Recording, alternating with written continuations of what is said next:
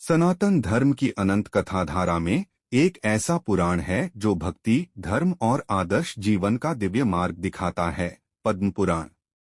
यह केवल एक ग्रंथ नहीं, बल्कि जीवन के गूढ़ रहस्यों का सागर है, जिसमें सृष्टि, धर्म, देवताओं की महिमा और भगवान के अवतारों की पावन कथाएं समाहित हैं।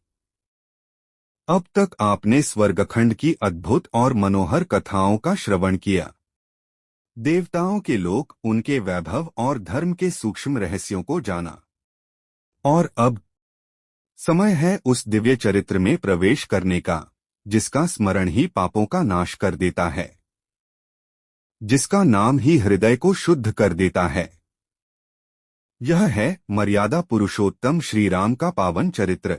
इस अध्याय में हम सुनेंगे भगवान श्री राम के अश्वमेध यज्ञ की दिव्य कथा का आरंभ, उनकी लंका विजय के पश्चात अयोध्या की ओर वापसी और उस विरह की वेदना जो नंदीग्राम में भरत के हृदय को व्याकुल कर रही थी।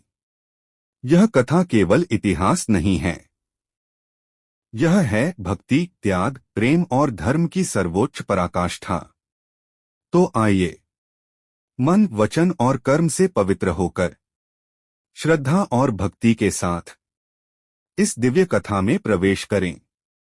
अब प्रारंभ होता है।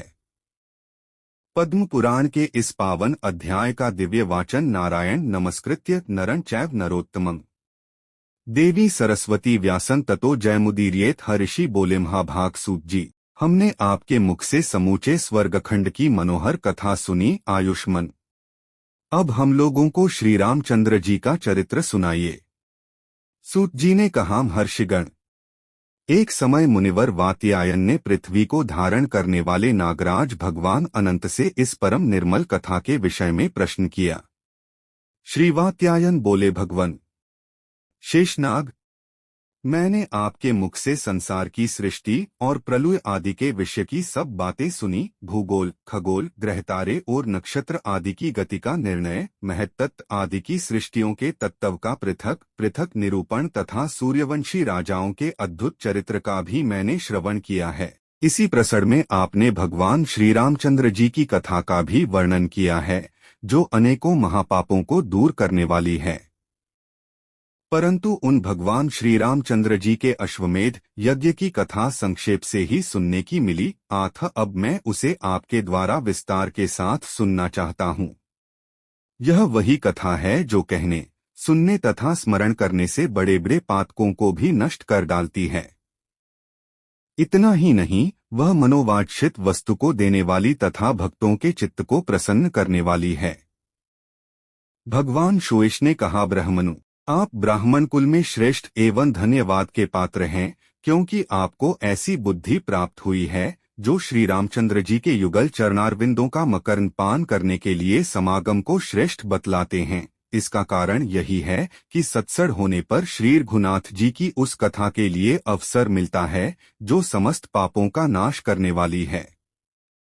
देवता और असुर प्रणाम करते समय अपने मुकुटों की मणियों से जिनके चरणों की आरती उतारते हैं, उन्हीं भगवान श्री राम का स्मरण कराकर आपने मुझ पर बहुत बड़ा अनुग्रह किया है। जहाँ ब्रह्मा आदि देवता भी मोहित होकर कुछ नहीं जान पाते, उसी श्री रघुनाथ कथारूपी महासागर की थाह लगाने के लिए मेरे जैसे मशक्समान तुच्छ जीव की कितनी शक्ति है। तथापि मैं अपनी शक्ति के अनुसार आपसे श्री राम कथा का वर्णन करूंगा, क्योंकि अत्यंत विस्तृत आकाश में भी पक्षी अपनी गमन शक्ति के अनुसार उड़ते ही हैं। श्री रघुनाथ जी का चरित्र करोड़ों इलोकों में वर्णित है। जिनकी जैसी बुद्धि होती है, वे वैसा ही उसका वर्णन करते हैं। जैसे अग्नि के संपर्क से सोना शुद्ध हो जाता है, उसी प्रकार श्री रघुनाथ जी की उत्तम कीर्ति मेरी बुद्धि को भी निर्मल बना देगी। सूत जी कहते हैं, महर्षियों, मुनिवर वात्यायन से यूं कहकर भगवान होश ने ध्यानस्थ हो अपनी आंखें बंद कर लीं और ज्ञान दृष्टि के द्वारा उस लोकोत्तर कल्याणमयी कथा का अवलोकन किया। फिर तो अत्यंत हर्ष के कारण उनके शरीर में रोमांचन हो आया और वे गदगदवाणी से युक्त होकर दशरथनंदन श्री रघुनाथ जी की विशद कथा का वर्णन करने लगे। भगवान रोष बोले, वात्स्यायन जी, देवता और दानवों को दुहक देने वाले लड्ढड़ापती रावण के मारे जाने पर इंद्र आदि संपूर्ण देवताओं को बड़ा सुख मिला। वे आनंदमग्न होकर दास की भांति भगवान के चरणों में पड़ गए और उनकी स्तुति करने लगे। तत्पश्चात श्री रामचंद्र जी धर्मात्मा विभीषण को लज्जा के राज्य पर स्थापित करके सीता के साथ पुष्पक विमान पर आरूढ़ हुए। उनके साथ लक्ष्मण, सुग्रीव और हनुमानु आदि भी विमान पर जा बैठे। उस समय भगवान के विरह के भय से विभीषण के मन में भी साथ जाने की उत्कंठा हुई और उन्होंने अपने मंत्रियों के साथ श्री रघुनाथ जी का अनुसरण किया।